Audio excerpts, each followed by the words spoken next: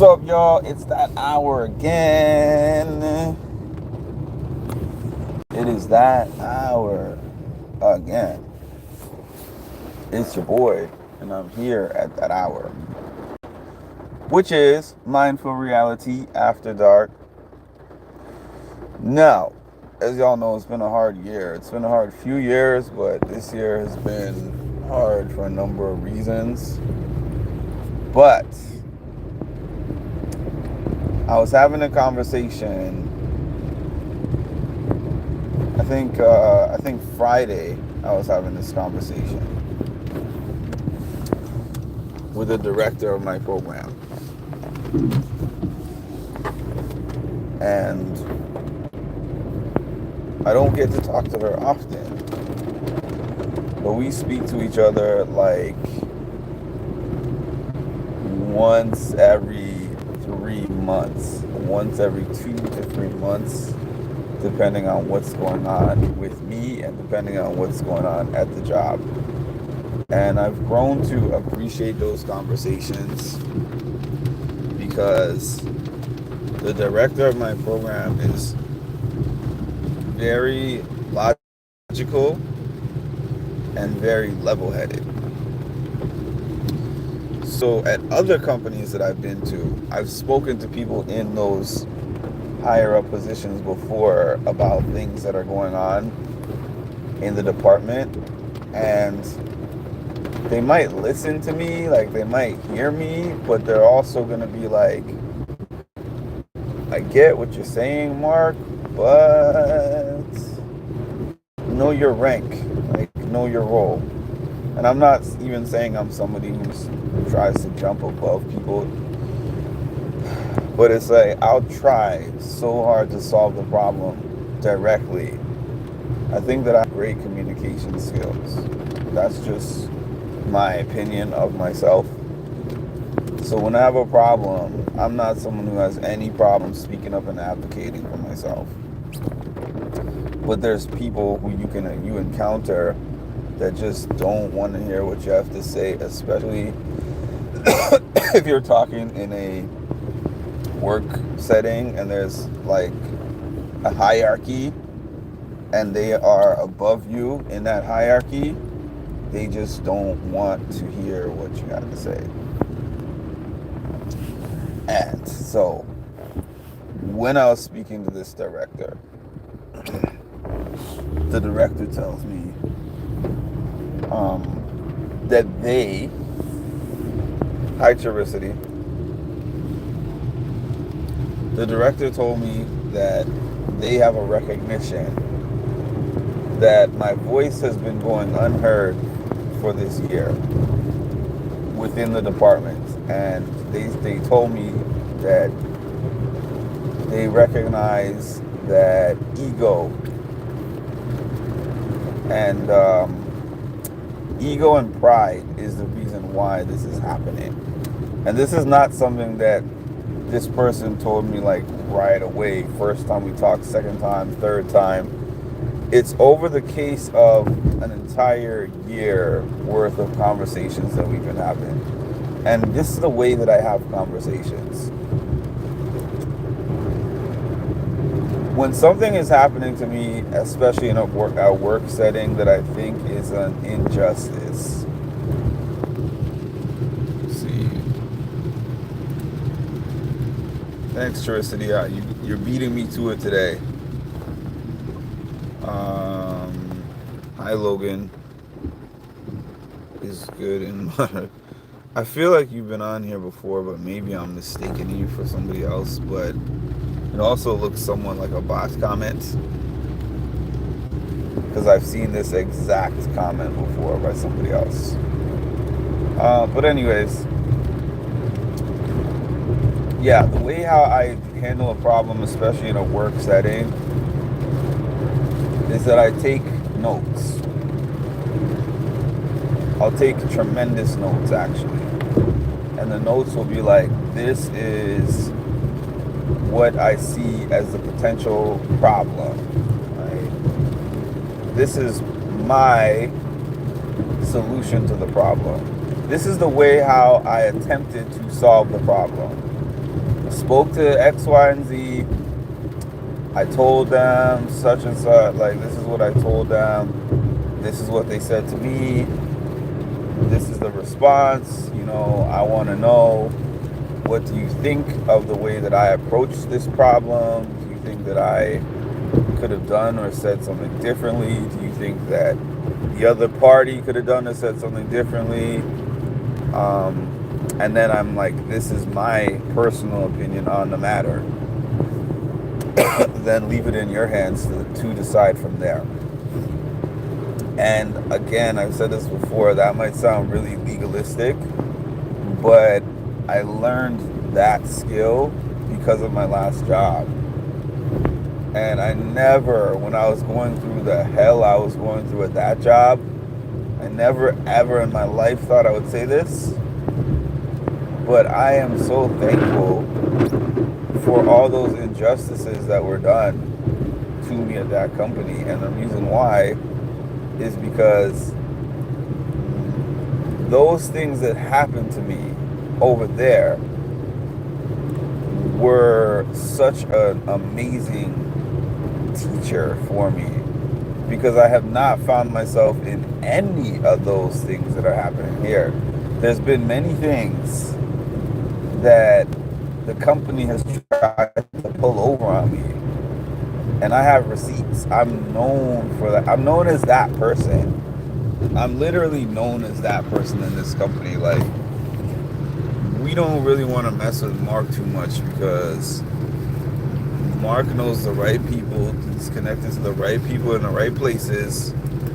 And if we're in a situation where he says something, I say something, and I try to lie about it, or I try to change it and flip it up, Mark has the receipts. So I'm not going to be able to do that. Let's see. Jesse. Hi, Kiba. Now, I do remember you were here before. I definitely remember that. It's good to have pride in.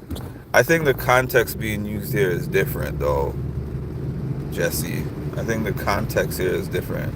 It's not pride in yourself, or ego, like self-confidence. I think that's the way you're thinking of it. The pride that I'm talking about is, all right, let's say, let me drop an analogy on you here.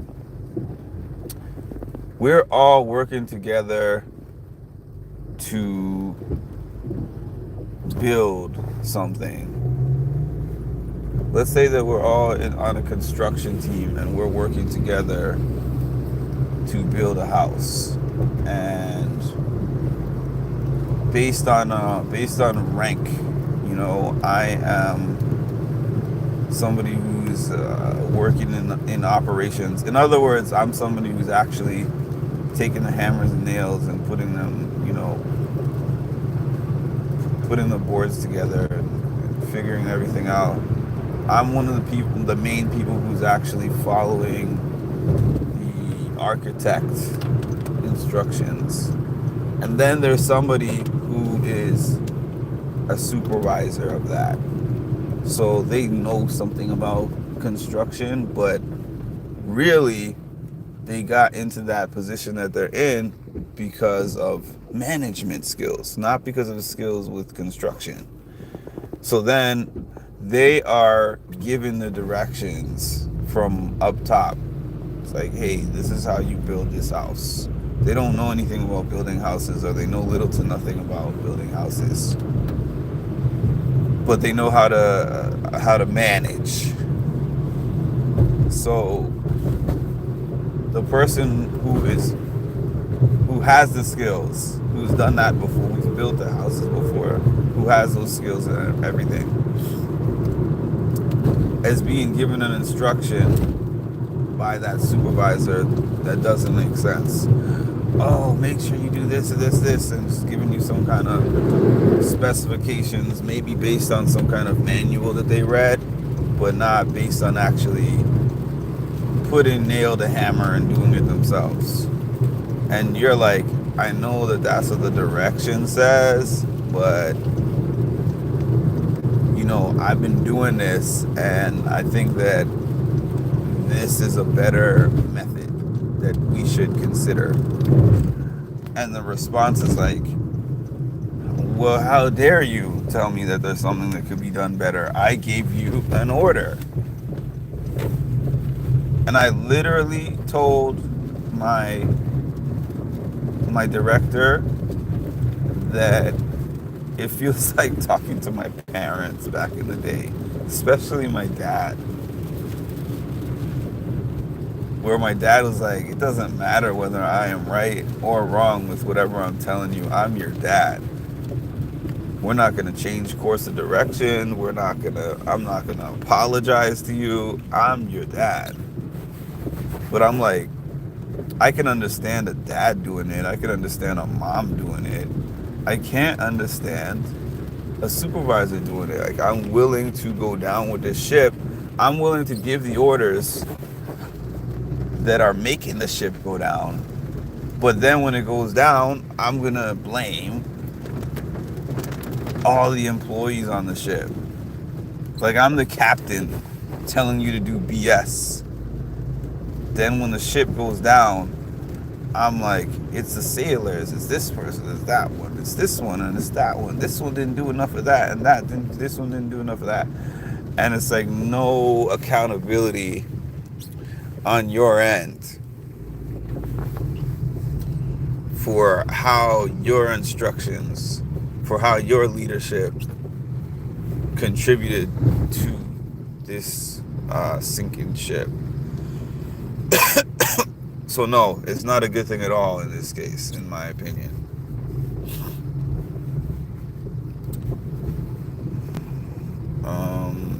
Hello from Hong Kong.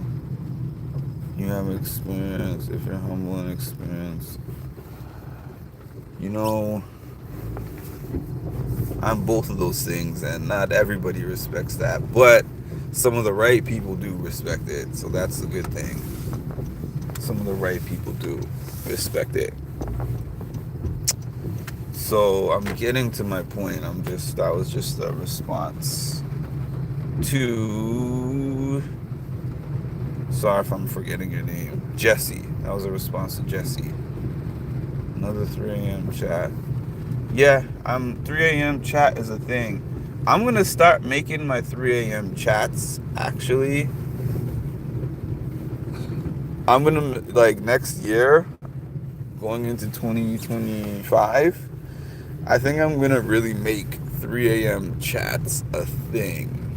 I mean, I know it's been a thing for like a month or so now, month and a half maybe, but I'm going to make an intro for it, and I'm going to go from there.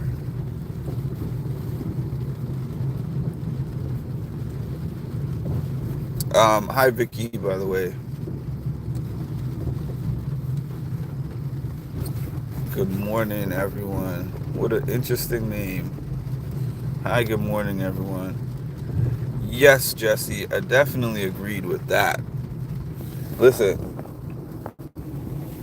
I don't know if this is your first one here. If it is, welcome. If it's not, welcome back. But the position that I'm doing right now, I got accepted on a provisional basis. And what that means is you have to have 1 year, you're supposed to have had to have 1 year of case management experience in order to get into the job. And I got the job over a lot of people that have a lot more than a year worth of case management experience. Oh, you're in the middle of day. Interesting. Good managers like that know when to utilize the right people. So anyways, okay, so the point. Let's get to the point of what I was saying.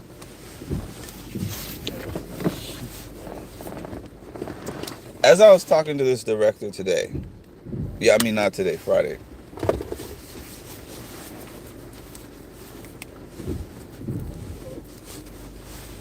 after a year worth of conversations, you get to know somebody.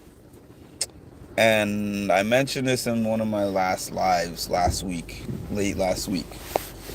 I appreciated so much the fact that she said to me, she was like, Mark, I just want you to know that I do not see you as any kind of a troublemaker for bringing these things to my attention. She's like, you're very logical, you're very level-headed.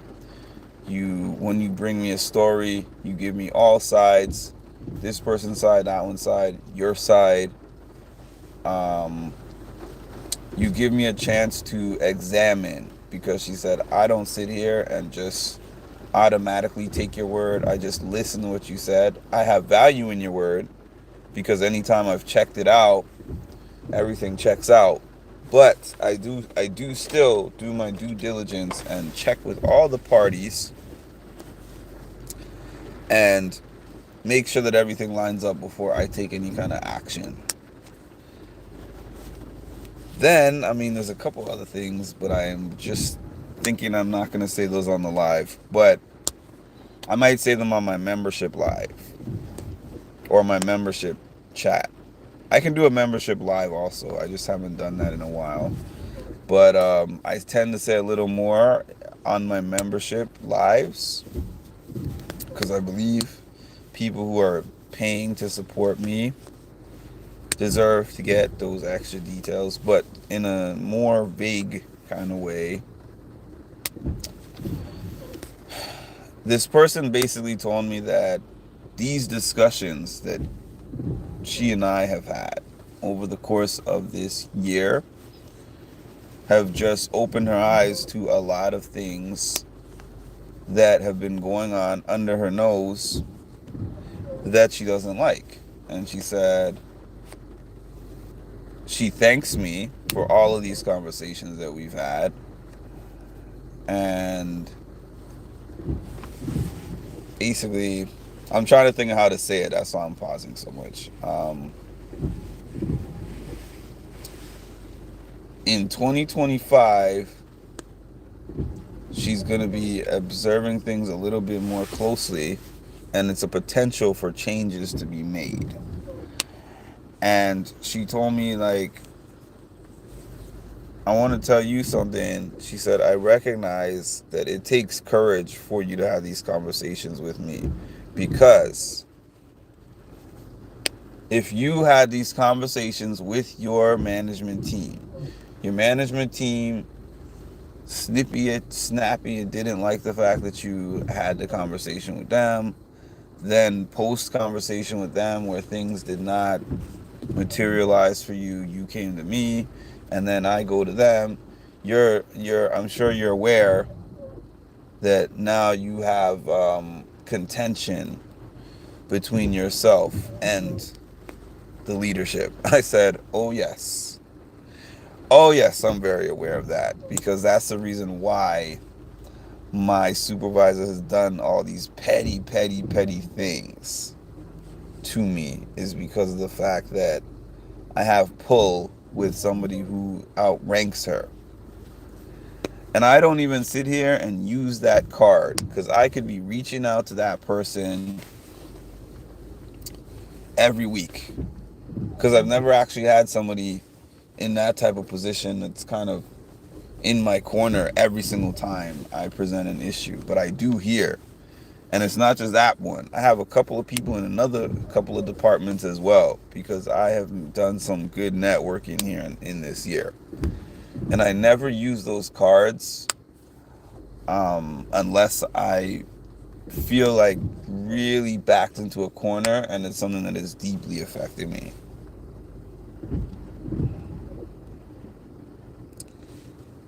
Good managers like that know when to utilize the right people and delegate. They don't know it all. Perspective is important.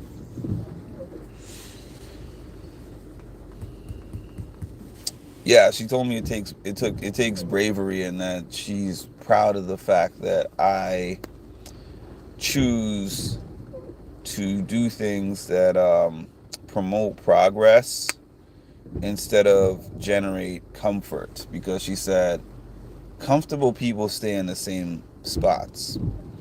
In other words, if my leadership is telling me, Mark, do this, and this because this is the best thing, and I just do it even though I personally don't feel that it's the best thing to do or the right path to take, it's gonna make the manager like me, but it's not gonna be the best thing for myself or the company. She used an example like driving here in New York. I don't know what it's like in other places, but I assume it's like this in anywhere that has a big city.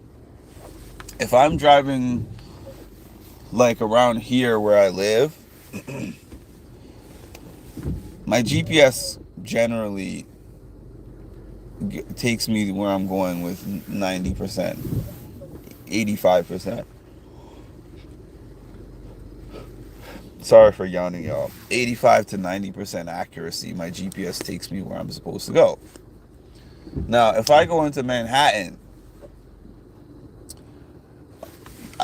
probably because of all the cars and all the congestion and all the different people using the cell towers, the GPS will get me into Manhattan. But the specific address that I'm trying to go, the GPS goes haywire. So you have to actually know where you're going a little bit. Otherwise, you're going to get into the city and then it's going to be like, left turn here, right turn here. And it takes so long to get from corner to corner because of the congestion, the cars and the people. So she was telling me, not this time, but another time that we spoke. She said, some people are the people who will sit in the Uber car with the driver and say, because I'm not the driver, I'm just going to tell the driver the address and sit in the car. And whatever route they take is whatever route they take, even if it doesn't make sense. She said, you're the person, if you know the area and the driver puts an address in the GPS and it's like, turn right, turn left, turn right, turn right, turn left, turn right. And you're like, wait a minute. We don't need 10 right turns and 6 left turns. We just need to go straight on this street and then take a left because I have been here before. And that way that they're taking you is around the world and complicated and not the best route. You're the one who would say that to the driver instead of being like, you know what? This 20-minute trip, if it takes an hour, who cares? I'm not the driver. And she said, you know what happens with those people? They move up. And the ones who sit in the car and say nothing and go whatever routes that they're told to go, whether it makes sense or not, they're the ones who stay in the same place and don't go anywhere. Now, I mean, it's possible. At this point, though, not to sound pessimistic or not to try to be pessimistic, but every day at this particular place feels like a year. So I have a lot of conversations, and maybe they're building me towards something, possibly, but it's like I can't even try to think about the future. I just have to commit to doing the best job I can every day. Let the chips fall where they may. Let's see. But on to the reason why I titled this live the way that I did. I said that I feel proud of myself. I feel proud of myself because there's a few reasons. Well, an outside perspective made me feel proud of myself.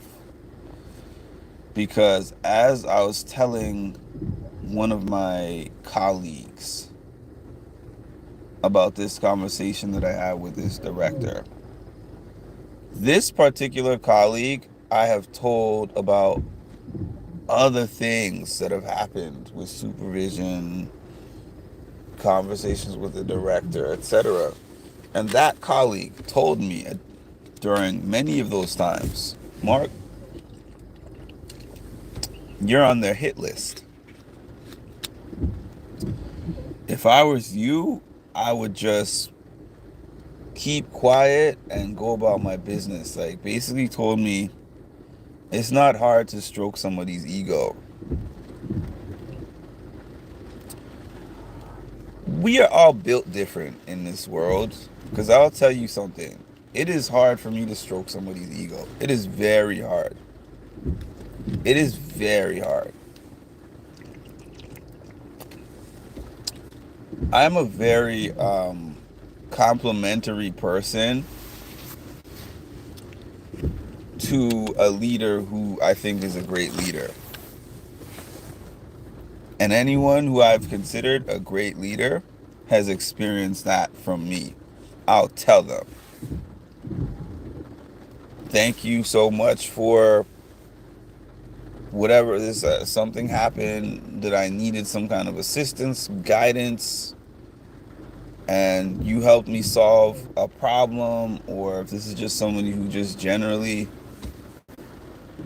is good with the team and connects everyone, makes the team dynamics good. Like, when I encounter somebody who I actually consider as a good leader, I tell them. Like, this person that I'm telling you I spoke to, who was a director, I told her, I'm like, one of the things that I've appreciated so much is your open door policy. The way that when I come to you with any concern, you actually listen intently. You understand what I'm saying. You take time to examine the facts. And then once you've done all that, you circle back to me and say, I've had these conversations, Mark. I investigated what you said, and it is completely valid. And I've spoken to those parties, and they're going to have further conversations with you. And then I want you to come back to me and let me know if everything has been resolved. And so that same person, when I mentioned some of the parts of these conversation, this particular conversation that I had on Friday, says to me, you know what, Mark? We don't see eye to eye on things that we would do at work, but I actually wish that I could be more like you. She was like, you're not afraid to stand up for yourself. You're not afraid to take an opposing view and present it to a higher up. Or you're not afraid to defend yourself in a case where you feel like somebody is doing you wrong. You welcome those conversations, and you jump in there with the facts, right? That was not always me. From the time I started working, I worked from an early age. I did a paper route. You might not want to call that work, but it is actually work, if anyone knows anything about paper routes. I had a paper route of about 150 papers that I had to deliver across the neighborhood. And I had to sit down with the papers first and put in they would give you one stack with the newspaper, and they would give you one stack with the flyer inserts. Sit there, you put the flyers in each paper one by one. you'd roll the paper up and put the rubber band around it, and then I had like a carrier bag and a cart, and I would walk around the neighborhood and deliver those newspapers. That's a job. That was the first thing I ever did as a job. But in terms of like 9 to 5, whatever, that kind of stuff, I started working right at 18. I worked in a cafeteria. Um, I've worked in the men's department at Sears when Sears was still a thing. Macy's, I did retail. I worked at a different hospital for an internship. I worked in a factory. I've done, I feel like I'm giving the Judge Joe Brown speech. I've been a doctor, a lawyer, but I have done quite a few jobs. Been at quite a few jobs. I left quite a few jobs. And the thing is, I left those jobs because of the same types of things that I would never leave a job for today. I would have been left this job if this was me before my last job. Before my experience at my last job, I would have been left this job. I'd probably stick this thing out for like 4 months. And then I would be like, on to the next. But at my last job,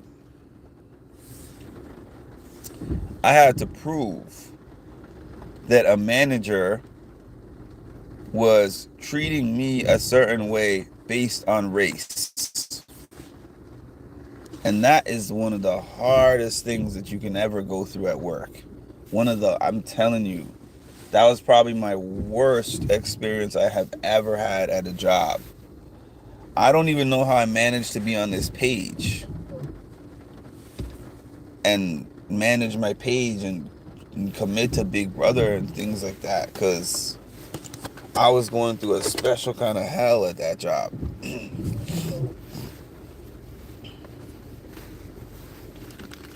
My boss gave me 3 write-ups. Not a lot of people are comfortable. Paper routes are work. And then I had to collect the money. Like, the paper route didn't actually pay me. You had to go around to the neighbors. You had to ask them if they want a subscription to that paper. And then when it came time, you were actually collecting the money yourself from your neighbors. There's none of this like auto pay that comes from a card, bill collecting agent. It's no, it's like you just walk around. Hey, this is your bill. This is how much you have to pay for the month. I'm here to collect. I hated that part of it. But anyways, with that manager at that other job, now I feel like I can say this freely because I'm not at the job anymore and the manager is not at the job anymore. And I hate to say it like that, but I feel like that was one of my biggest wins of my life at work. Because the manager used to do things, and I was like, is this just because she's a hard manager? The manager, when I say manager, the structure at that company was different. Like, the person that I'm referring to as the director in my current job structure was pretty much the director for the last company that I'm talking about. Because we didn't have like floor leads. That's basically what these people who talk to me on the daily are, like floor leads. They have cases that they see also. They just have less of them. They have half of them than we have. And then they have to manage us, right? So their structure is totally different. In this other company, the manager did not have cases at all. They never had to they never contacted any clients or patients, whatever you want to call them. They just managed us. So it was a totally different structure, and that person had so much more power. Like, this person that I call a supervisor, at this job, even if she wanted to write me up, like, she can't. I mean, she can initiate a write up, but she would have to explain that write up to the director, and I'm not trying to say that I could never get one, because nobody's above the law, but I would be shocked if I ever got a write up here. I would be so shocked. Actually, I wouldn't be shocked, because if I was about to get one, I know I would deserve it. It wouldn't be some BS like what was happening at other said company. So at that company,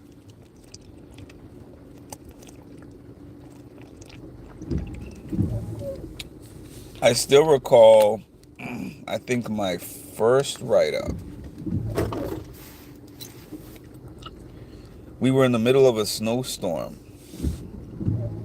Hi, Power Girl. My brothers did the route, but somehow I always ended up having to do it.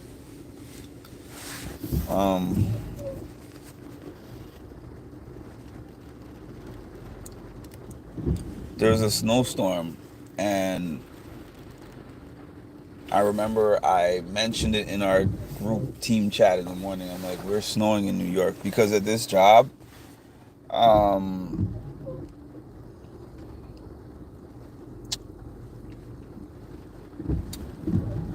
everybody was working in different states. I had like two other people with me in New York. My manager was from West Virginia. I had people from Los Angeles. I had people from Northern LA.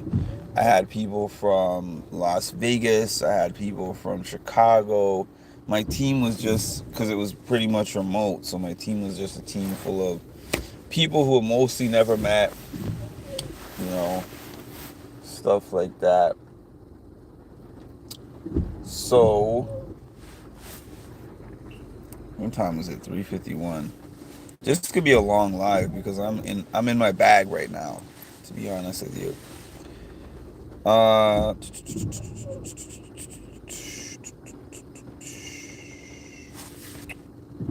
yeah.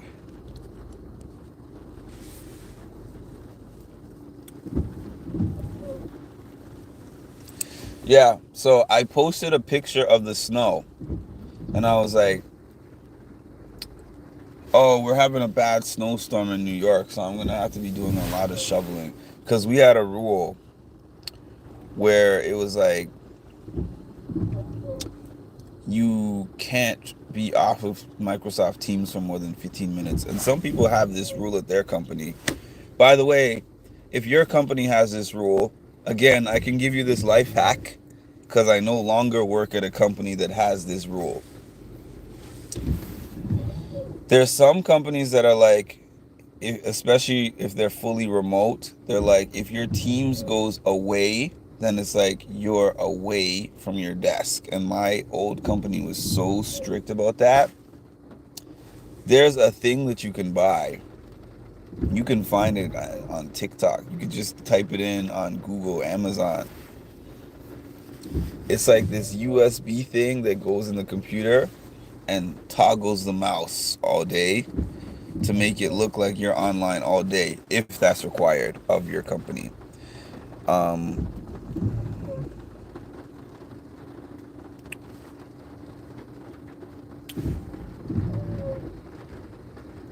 yeah, that was that person's first comment. So now that I'm not driving, I'm always first to the draw. When I'm driving and I'm looking at something, my mods usually get to it before me. But if I am stationary and looking at the comments, it just takes one for me, and then they're gone. But anyways, I went outside, shoveled my snow. It took me about 30 minutes to shovel the first set of snow that I had over there. There was a lot of it. I come back, I see all these missed calls from my manager, and I see text messages and stuff. When I was out there, I didn't have the phone out there. I was just out there shoveling. Then The next meeting that I get into with her, she's like, I've initiated the process of giving you a write-up. And I was like, a write-up for what? Because you were away from your desk for more than 15 minutes, and I tried calling you, emailing you, and texting you. You didn't respond, so therefore, you're getting a write-up. I was like, I told you that I was going to go outside and shovel the snow, and it took me more than 15 minutes. I wanted to be like, respectfully, F this job. Like, there's a snowstorm going on outside. What if my power goes out? And I got a write-up for that, and I was in disbelief. It was the first write-up. I have never received a write-up at work. Never before that. So I remember telling someone, they're like, go speak to this person who amounts to like a director, probably a director of that company. And that director, they did listen to me. They did allow me to be, they did give me a sounding board. I'm not going to take that away from her. Like, if I had a complaint, she would listen to the complaint, but she wouldn't do a thing about it. She would just be like, oh, I understand how that could be, how you could feel that way, you know? Well, do you want me to help you facilitate a conversation? When she said facilitate a conversation between me and the manager, facilitate the conversation just meant set up a meeting on the calendar and sit there and say nothing while we go back and forth, and then at the end be like, well, is everything resolved now? And it's like, no, nothing is resolved. We just had the same conversation with each other that we had without you there. Like, that particular person did not know what it means to be a moderator. Like, this director comes into these conversations with tact. Okay, Marcus presented this potential problem. I've spoken to these ladies, and they have given me their reasons for giving this particular direction, and I would just like to come to the table and see if we can formulate some kind of conclusion that kind of meets everyone in the middle.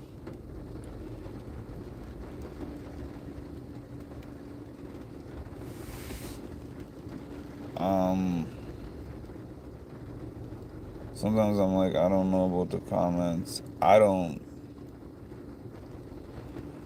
Honestly, there might be a 20% of people that there's gray area, but I've dealt with so many trolls since the time I started doing this that I give low tolerance for gray area.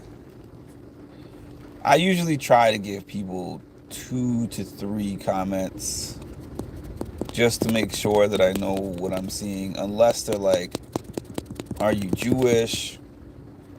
Something about me being black man this, or like some kind of current event that they're commenting about, or if they're like, hey, you look like Kimbo Slice, those kind of comments. I'm like, even if you could potentially be somebody who's better than your first initial comments, I don't care to wait and see. That's why I retired for being away from my desk for over 20 minutes, but it was work related, but I chose to go to the restroom before returning to my desk and resetting my phone. Doing inventory of your work life to aspire. Can you elaborate on that comment, Brenda?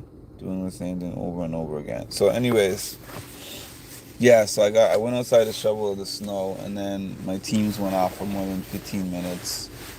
It showed away, which you're not allowed to show away. So I remember I went to the director about that, and the director was just like, well, there's nothing I can do about the write-up, but just, I can talk to your manager, and then we can have a mediated conversation, blah blah blah. We had the conversation. Nothing happened except the manager now having it on her radar that I spoke to her supervisor, and now she was even worse with me after that. So I was like, oh goodness.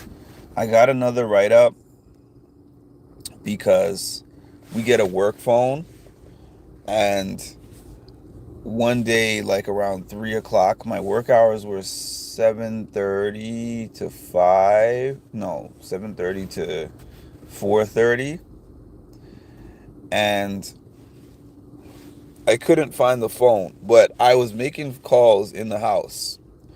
And then, like around 3 o'clock, I couldn't locate the phone, and the phone was dead. But I knew the phone was in my house. So I said to myself, I've already made all the calls that I'm supposed to make for the day. So, I don't have to report the phone as missing or anything like that because it's in my house. So I didn't. And then the next day, I looked for it from the time I woke up, which was about like 7 o'clock, until maybe 10. And my boss was so much of a spiteful, hateful person that I just knew that if I started work 7:30, wait, what did I say? 8:30 to 4:30? 8:30. And I didn't make any calls from 8:30 until 10. She was somebody who would actually look at my phone log on the Verizon bill. Oh, how come you didn't make, what were you doing from this time to this time? Like as if the money for our department was coming directly out of her pocket or something. So at that point, I was like, let me try to avoid any trouble with this lady. Hey, just letting you know, I misplaced my phone somewhere within my house. I will keep attempting to locate it, and I know that I will locate it eventually. I just don't know where it is right now. Can I have some coworkers help me with coverage calls? I already told my coworkers about this. They said, oh, no problem. She says, oh, no problem, Mark, but here's the protocol. If you don't know where that phone is, it doesn't matter if you think it's in the house. You got to follow these protocols. Report it to the security department as stolen. Write a report. The report includes when you last had it. File a police report. Report it as missing to the police. This, that, and the other. And I was like, thinking, I gotta do all that? Even though I know that the phone is in my house. That's the last place I had it, and I didn't take it out of my house. Why? Why do I have to do this? But anyways, I followed the protocols. I get into my next supervision meeting. Hey, Mark, unfortunately, I have to give you a write-up. I was like, a write-up for what? She was like, she had the rules, the handbook pulled up on screen share. And she was like, oh, here's the rule where it says that if you lose any company property, it must be reported immediately after you lost it. And unfortunately, because you reported it to me 16 hours after the time that you couldn't find it, that's not immediately, and therefore that is a safety risk for the company, because somebody could have found the phone and opened it up, and it's a HIPAA protection thing.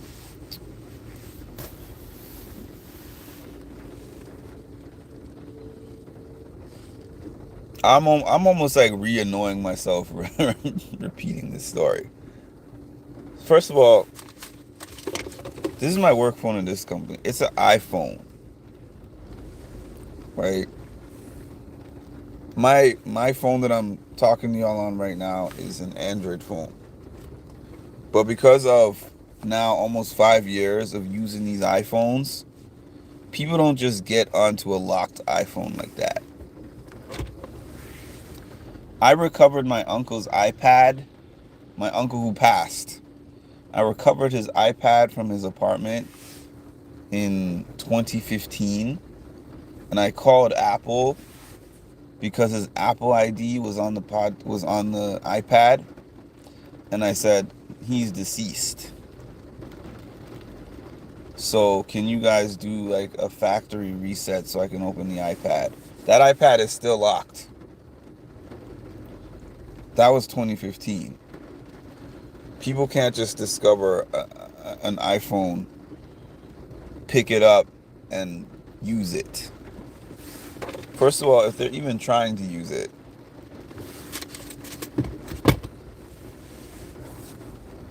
you can find the iPhone if they're trying to use it.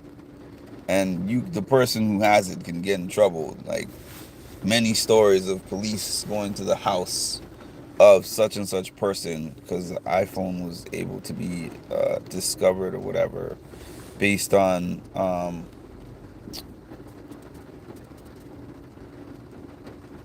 don't know, Find My iPhone.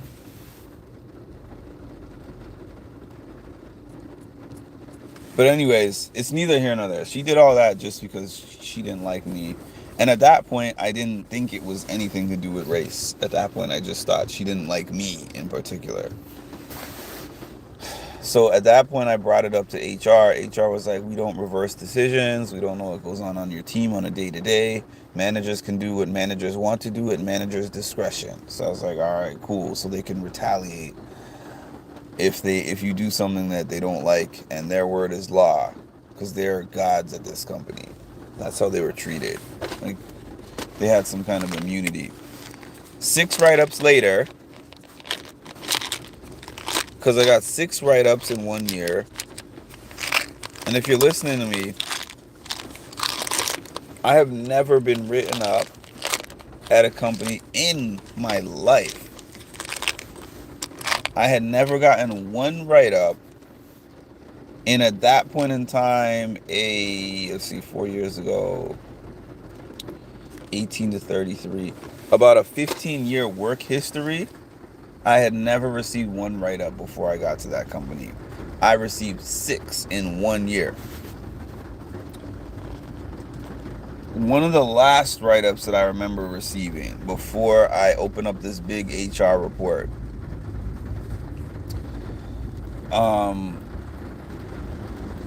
I was 6 months into the company at that stage. And the boss told me I had my caseload number was supposed to be 30, and we had to build up this caseload ourselves at this company. And so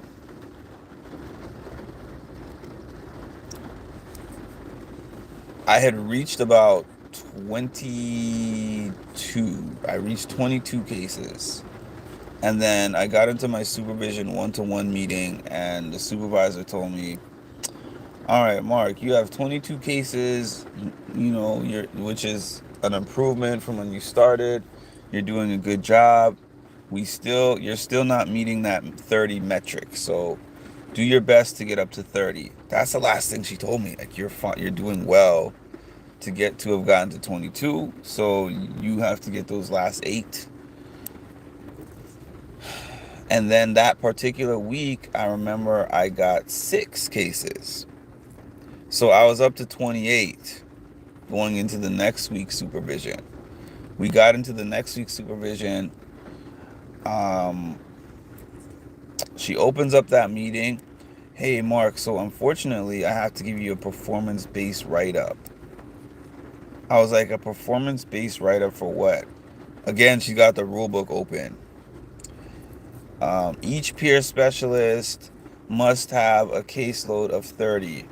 Now, you are 6 months in, and you have done greatly to improve because you have 28 cases. But you have never met the metrics from the time that you've started here, and it's now been 6 months. So therefore, you are now getting a write-up. I was beside myself at all the write-ups, but especially that one. Because I was like, I'm 2 cases away from your 30, and you're going to write me up for performance, and I'm still pretty much new to the company. So what I did at that point was HR was not helping me. The supervisor was not helping me. So I was like, let me talk to my colleagues. So 2 things that I did. We were actually able to go into the system and look and see how much everybody's caseload is. This boss told me that my caseload was the lowest on the team. I went in and looked at everybody's caseload that was on my team, which was about, let's say, 12 to 15 of us. There was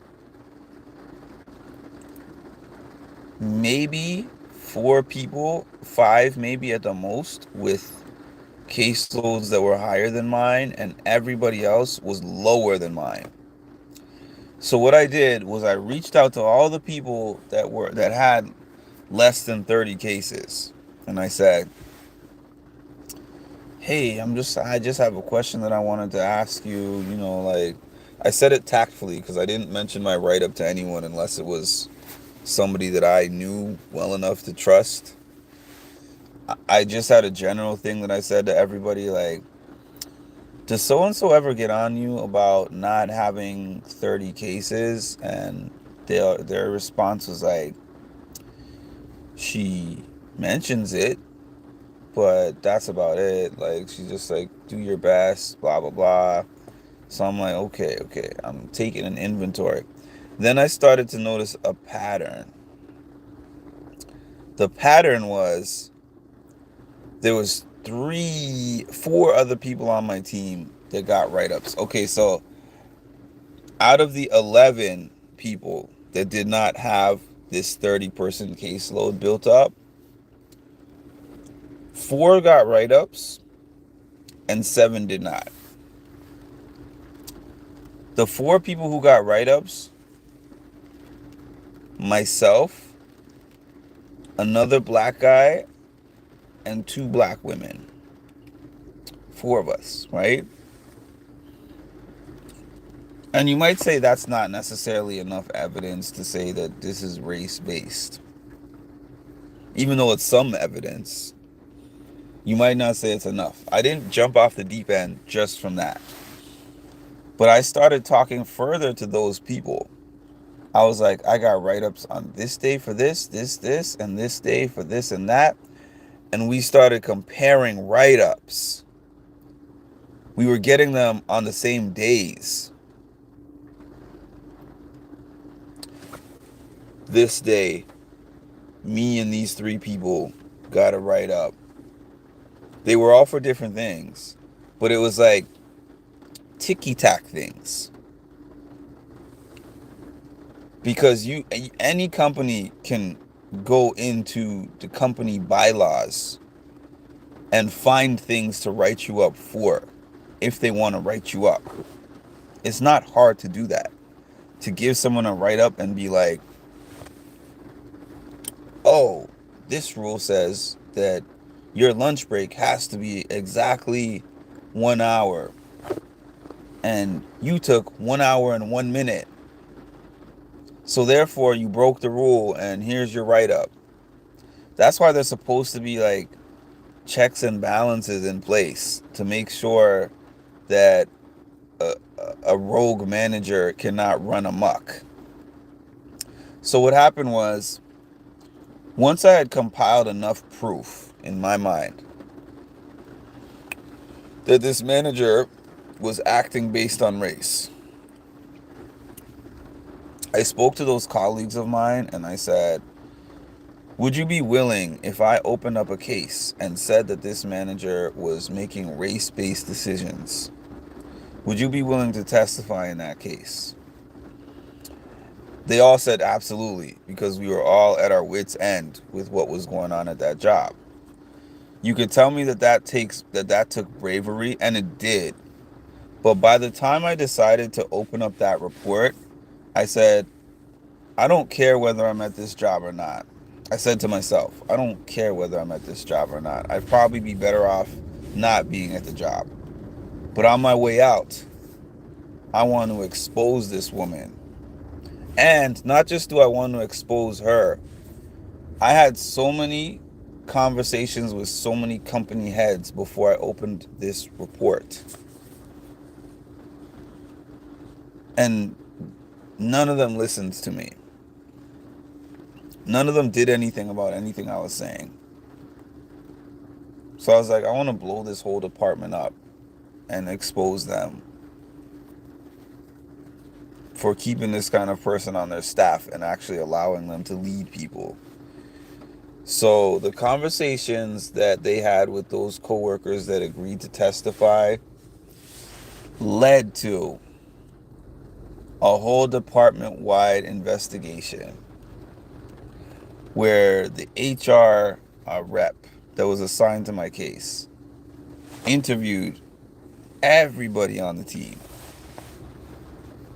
And I believe that they uncovered that the things that I was saying were true.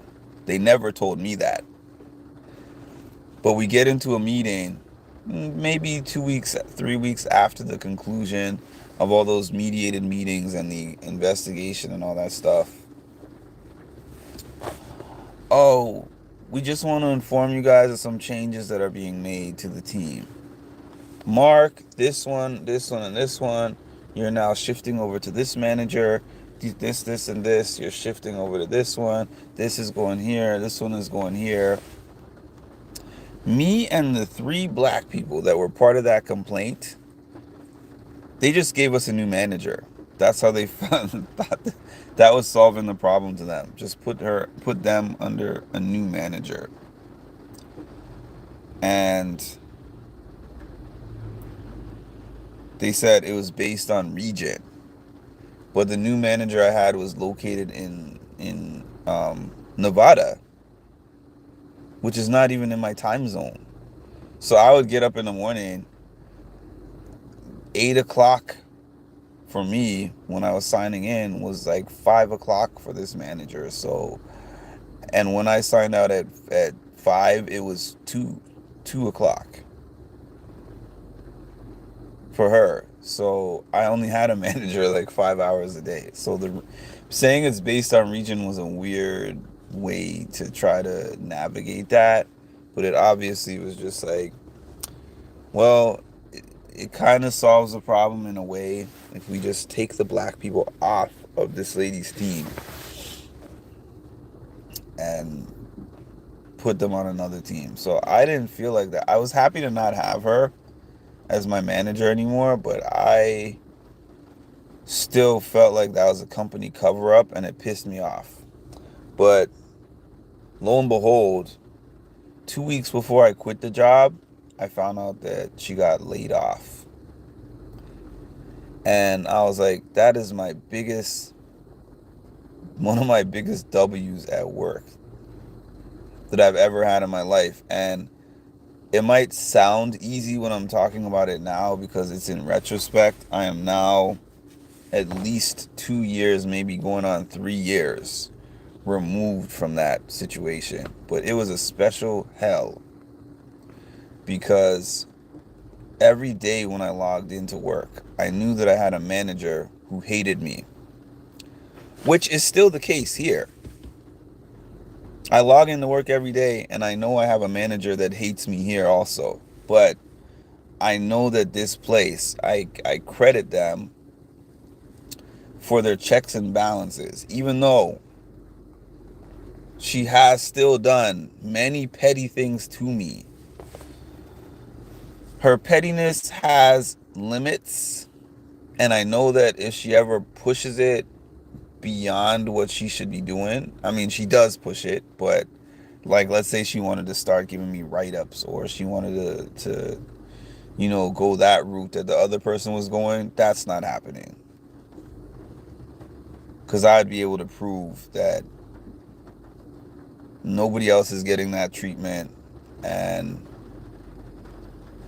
that she's nitpicking and being petty. And, my director actually said to me herself, this person does not like you. She didn't say it like that because she can't say it that way. But she said, this person clashes with you because of ego. And feeling like because of the rank of her position and the rank of your position, you shouldn't be able to say anything to her other than like, yes, ma'am. I didn't have that protection at the other job. So because I didn't have that kind of protection at the other job, I had to learn while I was going through the fire. I would have so much anxiety every day when I clocked into work. Every day. And then there's two things that I'm doing. I'm actually working the job and trying to, like work the job. But secondly, I'm feeling like I gotta be my own lawyer. Because every week, like 1 to 2 days a week, I'm having mediated meetings with myself, the HR rep, and my manager, where we're talking over all these different things. And then like one thing that they ordered for my job was that they said me and that manager can no longer talk to each other alone. So every meeting that we had, whether it was a one-to-one supervision meeting or whether it was a year-end review, whether it was just some communication about something that I have to do, we always had a third party on the call. Because this was the way how they were trying to like cover their tracks and prove that there was no bias going on. And the person that they assigned to be that third party was a black woman. And that pissed me off so much. Because they knew Mark said that this manager did this, and this based on race. So in order to cover ourselves, we are going to assign a black woman to be involved in his supervision meetings. And the way how my manager would weaponize that black woman, and the way how that black woman allowed herself to be weaponized, the combination pissed me off. Because she would be like, Mark, I gotta give you a write-up for this and this and this because of this and this. She would say to the other lady, do you understand why I have to give Mark a write-up? The lady would say, yes, I do understand. Okay, so Mark, I'm giving you the write-up. When they assigned her to be on those meetings with me and my manager, when they explained that to me, they told me that it was for the sake of her advocating for me. That's how they explained it to me. Oh, we've taken all your concerns into consideration and those concerns are valid. But so what we're doing to help you and protect you is we're going to add so-and-so onto all of your meetings, emails, communications with that person. So that, they can, there's a second set of ears and, they can advocate for you when these issues arise. That person amounted to a yes person. And I remember I got so mad at her one time. I reached out to her on the side after a meeting. I said, I need to talk to you ASAP. We got on the phone. I said, hey, so-and-so. They told me that when you were assigned to be a part of these meetings, that you were supposed to be an advocate for me, and you have not done any advocacy for me. Anytime she says, do you understand this? Yes. Does this make sense to you, what I'm telling Mark? Yes, it does. Is this punishment that I'm giving Mark appropriate for what he did? Yes, it is. And I'm like, you tell me something different when we have our conversations privately. Then we get into into the discussion with her, and you're a whole different person. What's going on? Well, you have to understand, Mark. I am a floor lead, a peer lead, not a floor lead, but I consider it like the same thing. Like I'm a peer lead. I'm involved in. I'm part of supervision. Um, so I can't like just go against the grain like that. So that's something that you have to figure out. I'm just here to listen. And I said, well, that's not what they told me. You know what I did? I then went back to the person who told me that she was on there to advocate for me. I said, I appreciate the fact that you have given me this person that you stated was to be my advocate, and that's the reason why they're on these calls with me. I said, in the X amount of months that we have had these calls, that person has been weaponized against me. They haven't advocated for me at all. They just sit there, and my manager is like, does this decision make sense to you? Do you understand why I'm making this decision with Mark? Is this clear? The answer is like, yes, yes, yes. I'm like, in fact, it's done the opposite of advocacy. It's like you have somebody who's doubling down on the poor behavior of this manager. And then I said I had a separate conversation with that person, and they told me that they're not there to be an advocate. They told me that they're there just to basically listen and just to have a third party in there, like a listening ear, to make sure nothing goes left. So I was like, respectfully, because this is not panning out the way that you said that it was, like what you said that person is for, that hasn't been happening. So I am requesting that they are removed. You know what happened? That person was removed. So I'm telling you, I have learned how to maneuver at work because of going through the trenches at that job. That job was like a level 10 that I was learning from those experiences, and I was learning on the fly. And I didn't win every single one of those things. Like 20% of the time I was able to get my way. 20% of the time. I did get my way in the big case of, proving that this person was operating based upon a cultural bias, I'll call it. But generally, on my day-to-day, I lost more than I won. But at this company, it's the reason why I'm so proactive with things. It's the reason why I let things be known immediately. I don't sit here and let somebody do something to me 4 or 5 times, 6 times, and then bring you a 6-part list that's spanning over 6 months.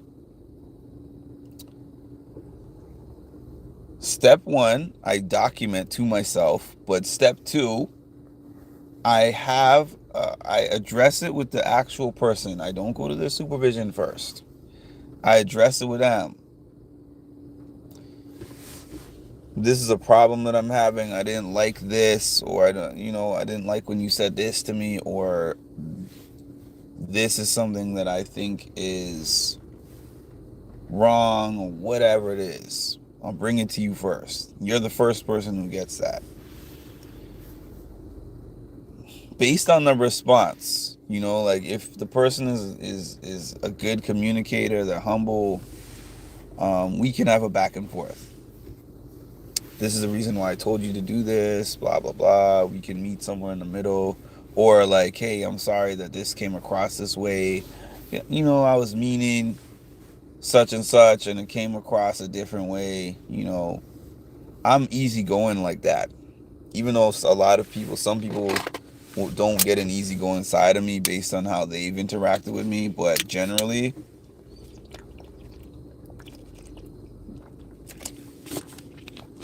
I'm a very easygoing person. And I can, like, resolving an issue it can be one, two, three. When that issue is not resolved, though, and I don't even feel like the person has listened to me, then I evaluate. Because somebody once said to me, even if you're right, not every battle is worth fighting. So I'm not going to just immediately take whatever that was and jump up the ranks and tell somebody who's above them. But once I start to see maybe a little bit of an accumulation, and I see that multiple conversations with said person is not taking me anywhere, that's at the point where I start to examine, like, what are my alternative options to get them to listen. Because obviously, direct one-to-one conversation doesn't have any kind of positive impact. So let's dive a little deeper into the bag, right? So that's what's been the case here. 1, 2, 3 times I talk to you. I document each one of those times that we talk, just to make sure that I have that on record. I document it to myself, by the way, not letting them know that I'm doing so. Document it. Then I'm like, okay, this obviously is not working with this person. So now it's time to see who else I can speak to. And because of that, I've now not been caught vulnerable in anything that's happened here. And as much as I can complain about things that I don't like about what's happened to me at my job that I'm at now, one thing that I can say, there's a few work things. You're not going to override necessarily a work hierarchy. And what I mean by that is, I can't just say I think that things are better this way and they're just going to change them, because I know that ultimately the goal of these places is just to make money. So they're going to advocate for you a little bit. They're going to pick and choose where they advocate for you when they're in their meetings with the higher ups, for sure. But I'll say when it's something that is directly an impact on me on a team level, I would say that I don't want to say 100%, because I'm sure there's something I can't think of right now that didn't go my way. But I want to say 90% of the time, anything that I've brought up and had an issue with has been resolved in my favor at this place. So when a person said that they wish they could be more like me, I became that person because of being backed into the wall so many times, and nothing was going my way, because I just thought, if you do the right thing, you don't have to do all that other stuff. I could just tell you, and then, I've been there a certain amount of time. I had been there 4 years. So I'm like, in 4 years, I'm pretty sure that you have a pretty decent idea of my character at that point. Hi, Miss Indis. I'm pretty sure you have a pretty decent idea of my character. So you should know that the things that this person is painting me out to be are not true. Nope. Just like that movie, Law-Abiding Citizen, I learned that in a job, it's not what you know, it's what you can prove. And if I approach that conversation, true or not, if I approach that conversation without documentation to protect myself, and I don't have these meetings with whoever, supervisor, director, whatever, and I don't have documentation that I've had these meetings, and I just come out of left field and say, well, I think this person is operating on a basis of bias and discrimination. They're like, show me something. Okay, even though what you're saying sounds, logical enough, we're going to just talk to the person and see what we find. And if we find something, then we'll act upon it. And if we don't, we won't. What are you going to find if I don't have my own documentation? You're going to find nothing, because that person is obviously not going to admit to it, and they're going to have their own documentation. Managers are professionals at CYA policy. I was put on the Spanish team, but I don't speak Spanish. That's interesting. Yeah, that is a new kind of petty. That makes your workday stressful. She was trying to keep her job, and she failed at it. I hate to be petty myself, but the day that I found out that she got fired, I'm not usually somebody who would even be happy that somebody doesn't have a job, but I mean, she probably got a job. I'm sure she found something, but I was ecstatic the day that I found out that she wasn't working for the company anymore and she got fired. And she wasn't even my manager at the time. But I felt like this 2 year reign of terror that she was my manager, and also this 1 year litigation that I was spearheading, I felt like it was one of the biggest things that I had ever accomplished at work.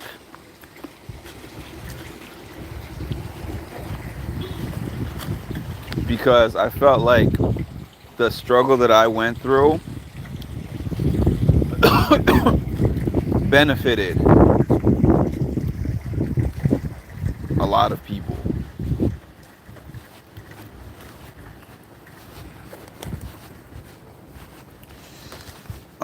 Right. It benefited a lot of people who did not have to go through that reign of terror from her. Trial and error to navigate the future. Hate to say this, the people in the work environment that hurt me the most were our POCs. Well, I've never had those work dynamics because POCs were never really in charge at any of the jobs that I've been at. At this job,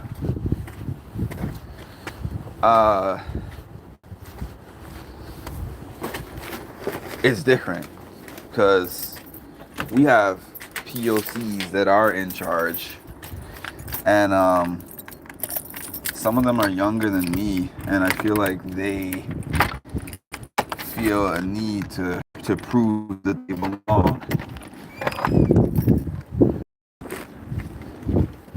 and they're doing the most to do that, to accomplish that. So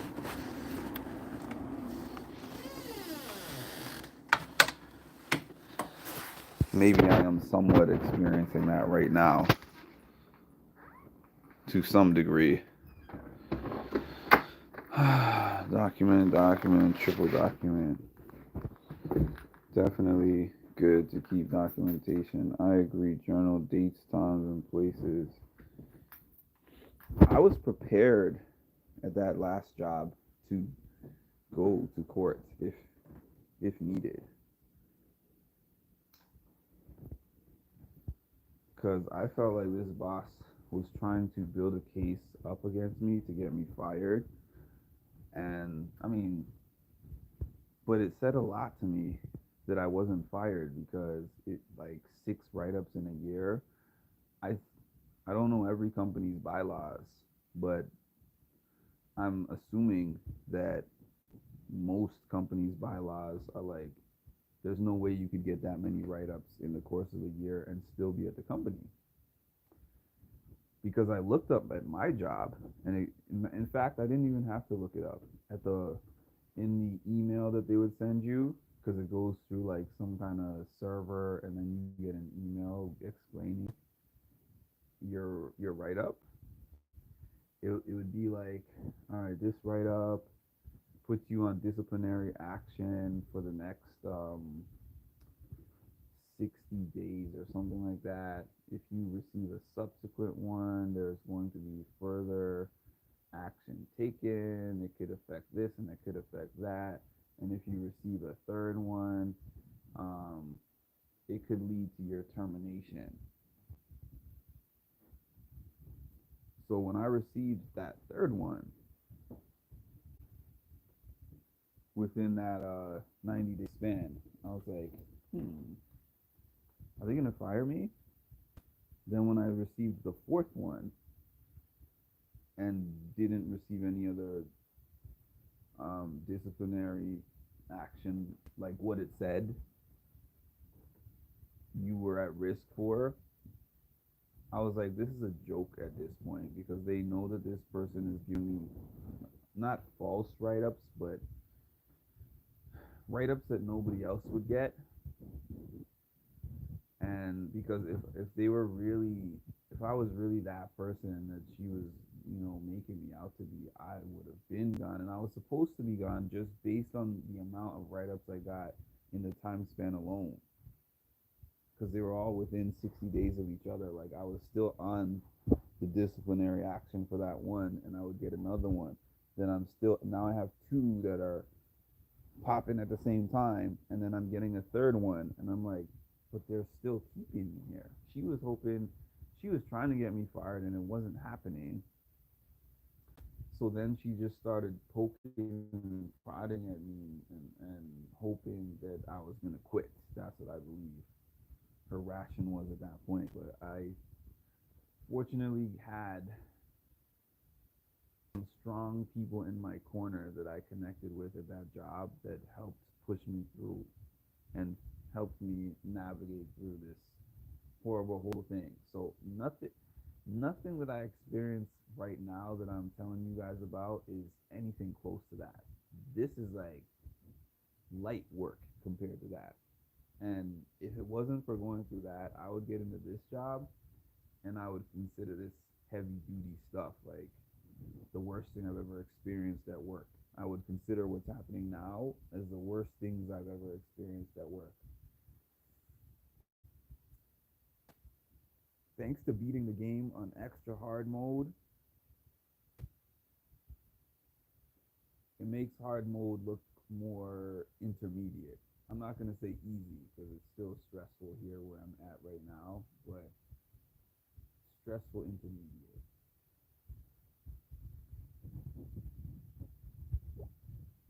So I'm proud of myself for that, for the fact that I toughed through that hell. And now matter of fact, I'm the person people come to and ask me, like, hey, Mark, I'm having an issue at work, and how would you resolve it? I'm like, I got the book on that. I would love to be in, I'm, I would love to get into one of those job mediation positions, but then I think that I might struggle with it because HR is there to protect the company and not the employee. So that amounts to protecting the manager most of the time. And I would have a very, very hard time with that. But as like an outside party, if I was hired as like a third, an outside party who examines these things externally from a company, I would love to be in that kind of position. Anyways, this went long because I could talk about that particular topic for years. I could make a movie about that topic. So much, so much happened with that. But that's all. The position that I'm in now is because for some, when you're backed into a wall long enough, you're like, I got to figure out how to get off of this wall. figuring out the skills to get off of the wall and taking so many L's at that particular place is why I've taken so many W's at this particular job. So it is now December 30th. Tomorrow is the last day of the year. I'm trying to get in this end of year live. I have not done so yet. My plan was to do it today, but I don't think that it's going to happen today.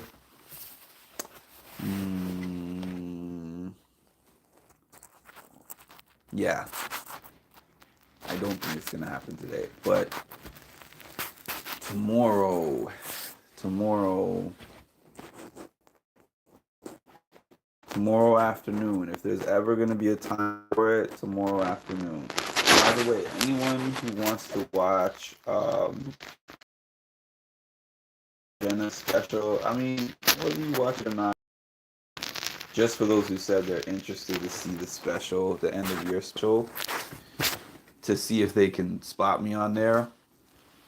That airs on the 31st, 9 p.m. to 11 p.m. So if you haven't seen that special, it's basically like a special that I think that's an NBC show, Hoda and Jenna. So from 9 o'clock to 11 o'clock on the 31st. So they have these little intros about highlights of things that have happened.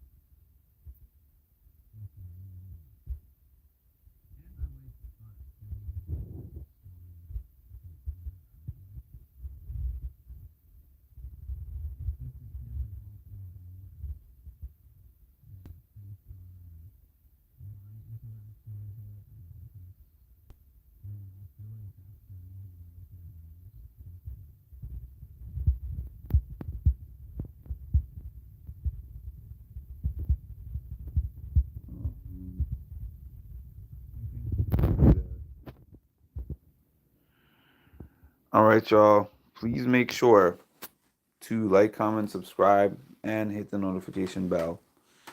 Thanks for joining me.